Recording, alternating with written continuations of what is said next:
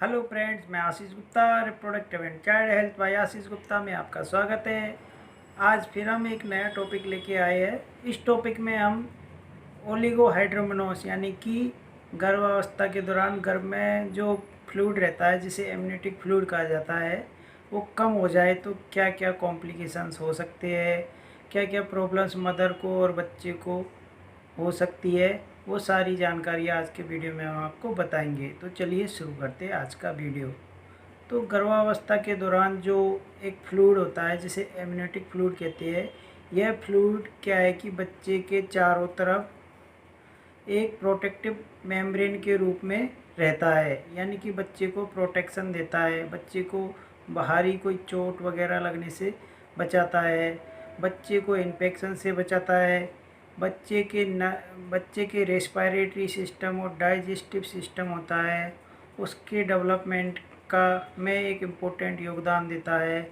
और बच्चे के न्यूट्रिशन, जितना भी बच्चे के पोषक तत्व होते हैं जो मदर से बच्चे को मिलते हैं, वो इस फ्लूइड के द्वारा ही मिलते हैं। जैसे जैसे प्रेगनेंसी आगे बढ़ती जाती है, यानी कि प्रेगनेंसी की दूसरी ट्राइमेस्टर में बच्चा इसी फ्लूइड को निगलता है और यूरिन के द्वारा इसको बाहर निकालता है, तो इसका लेवल एक मेंटेनेंस लेवल पर बना रहता है। एक्चुअली क्या है कि इसका नॉर्मल लेवल होता है 800 से 1000 ml, लेकिन अगर इसका लेवल प्रेगनेंसी में 500 ml से कम हो जाता है तो इस कंडीशन को बोलते हैं ओलिगोहाइड्रोमेनोस, यानी कि गर्भ के अंदर आपके जो बच्चे को प्रोटेक्शन देने के लिए जो फ्लूइड है वो कम हो जाएगा।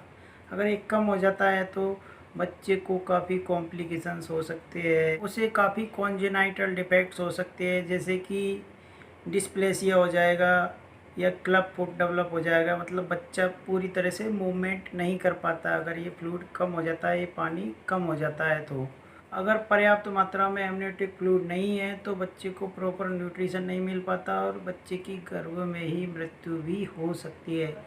इससे अबॉर्शन की रिस्क भी बढ़ जाती है। फ्लूइड कम रहेगा तो कोई भी भारी चोट वगैरह लगने से बच्चे को भी अफेक्ट कर सकती है। ऐसी कंडीशन में अगर प्रेगनेंसी के एंड टाइम पर यानी थर्ड ट्राइमेस्टर में भी अगर इसका लेवल लो रहता है तो उससे सीजेरियन डिलीवरी के चांसेस भी बढ़ जाते हैं। बच्चे को इन्फेक्शन होने के चांसेस भी रहते हैं, क्योंकि ये इन्फेक्शन को प्रिवेंट करने के लिए भी इम्पोर्टेंट रोल प्ले करता है। और उसके साथ साथ अगर बच्चा डिलीवर होता है तो बच्चे का वेट कम हो सकता है, यानी कि बच्चा लो बर्थ वेट पैदा हो सकता है। अब जानते हैं कि ओलिगोड्रोमेनोस होने के यानी कि जो एमनियोटिक फ्लूइड है उसका लेवल कम होने के क्या क्या कारण हो सकते हैं।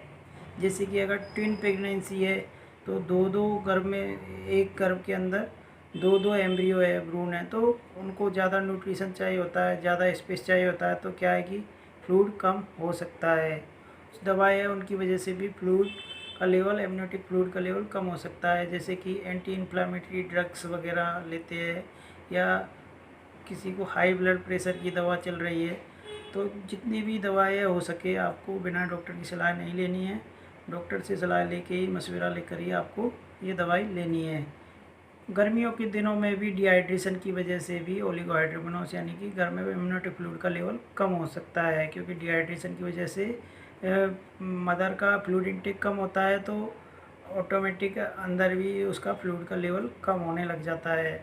या बच्चे में कोई डिफेक्ट हो, बच्चे के अंदर यानी गर्भ के अंदर बच्चा है, शिशु है, उसके अंदर कोई डिफेक्ट्स हो, जैसे कि उसका यूरिनरी सिस्टम सही तरह से फंक्शन नहीं कर रहा है, क्योंकि ये जो बच्चा इसको सेलो करता निकलता है और इसको ही बाहर निकालता है, तो यूरिन के द्वारा ही बाहर निकालता है, तो यूरिन में अगर कुछ डिफेक्ट है बच्चे के यूरिनरी सिस्टम में तो भी उसकी वजह से ओलिगोहाइड्रोमेनोस हो सकता है। अब बात करते हैं इसका पता कैसे लगाया जाए। इसका पता लगाने के लिए सिंपल एक सोनोग्राफी की जाती है, उसमें जो एमनियोटिक फ्लूइड इंडेक्स का पता लगाया जाता है। अगर वो नॉर्मल से कम है तो पता लग जाता है आसानी से कि ओलिगोहाइड्रोमेनोस है।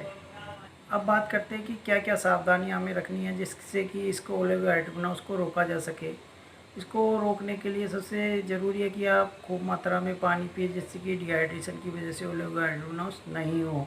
उच्च गुणवत्ता युक्त अच्छा खाना आपको खाना है, जिससे कि बच्चे के अंदर पोषक तत्वों की कमी नहीं हो। डॉक्टर की सलाह के बिना कोई भी मेडिसिन आपको नहीं लेनी है। रेगुलर एक्सरसाइज करें, स्मोकिंग बिल्कुल भी नहीं करें और डॉक्टर से ज़रूरी सलाह टाइम टू टाइम लेते रहे। तो इस तरीके से आप इसको प्रिवेंट कर सकते हैं। इसके ट्रीटमेंट के लिए आपको डॉक्टर की सलाह लेनी होती है। डॉक्टर के पास काफ़ी सारे ट्रीटमेंट्स अवेलेबल होते हैं, उनके द्वारा ओलिगोहाइड्रोग्नोस की प्रॉब्लम को ठीक किया जा सकता है। लेकिन समय रहते आपको इस चीज़ का पता लगाना ज़रूरी होता है, नहीं तो बच्चे को काफ़ी सारे कॉम्प्लिकेशंस डेवलप हो सकते हैं। आशा करता हूँ मेरे बताई हुई जानकारी आपको अच्छी लगी हुई हो।